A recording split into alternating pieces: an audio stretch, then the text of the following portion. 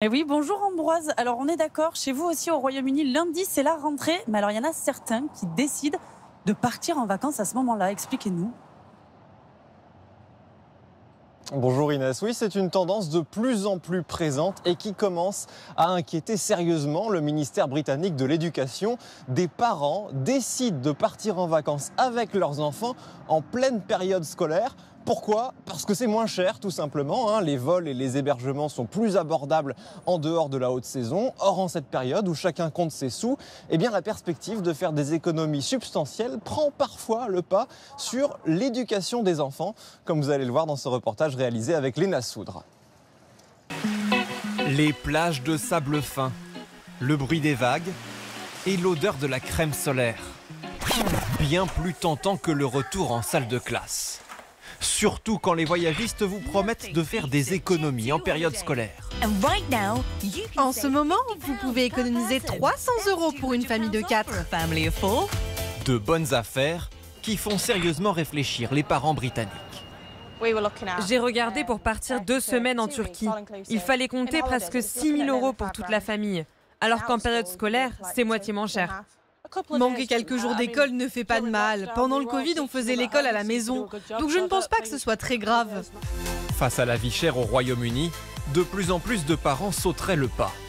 Il y a quelques mois, cette infirmière a emmené ses enfants en Égypte. Cette envie de danser quand tu fais du shopping en Égypte au lieu d'être à l'école.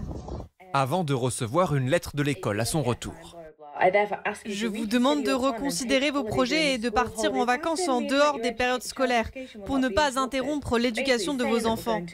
Ils disent qu'on va devoir payer une amende. Je m'en fiche, c'est toujours moins cher de partir en vacances pendant l'année, même en comptant l'amende. Face à cette pratique, le gouvernement britannique vient de revoir à la hausse les peines encourues par les parents sans scrupules.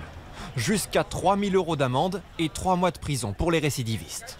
Je sais que les familles ont des difficultés financières, mais les parents ne devraient pas faire manquer l'école à leurs enfants pour partir en vacances. Il ne faut pas le faire. Et s'ils le font, il doit y avoir des conséquences.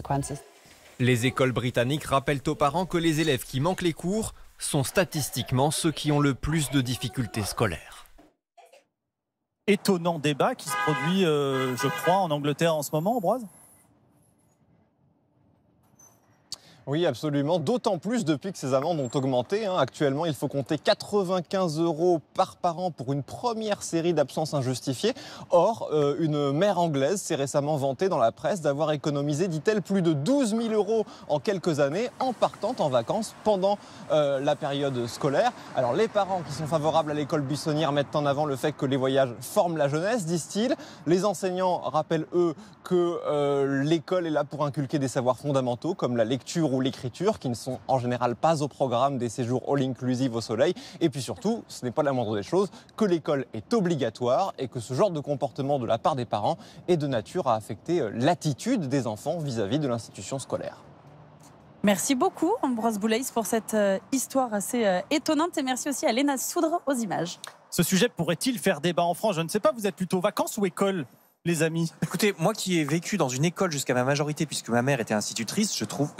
mes poils se hérissent. Ah oui, non mais... Et des poils, vous en avez, alors ça doit être sacrément hérissé. Julie? Moi, ce qui est important, c'est que mes enfants repartent vite à l'école. Voilà, aujourd'hui, là, c'est le seul truc auquel je pense. Vous voyez, il faut que ça s'arrête. Il faut que vous en débarrassiez. Oui. Bonne fois pour Mère indigne. Merci beaucoup à Ambroise Boulaïs depuis Londres.